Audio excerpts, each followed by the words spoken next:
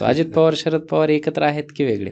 एकत्र आहे. एकत्र आहेत. 100% एकत्र आहेत. आज मला सांगा की ज्यावेळी एकनाथ शिंदे साहेब सोबत आले तर ती नॅचरल युती लोकांना वाटत होती. सत्तेसाठी अजित पवार भाजप सोबत आल्यानंतर मी देवेंद्रजींना एक पत्र लिहिलं होतं त्यावेळी पण की भाऊ हे थोडंसं मोठ्या साहेबांच्या जिरवण्याचे ना आमचे तर जिरणार नाही ना. आज मला असं वाटतं की असे असंख्य मुद्दे आहेत की जे पवार साहेब करू शकत होते.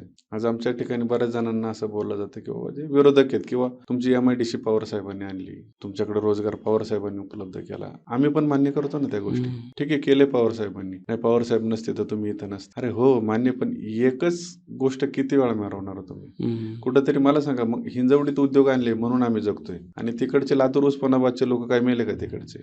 ते पण जगतातच आहे ना, ते पण कामच करते ना. हा तुमचे उपकार आहे तर ते 100% आम्ही मान्य करू.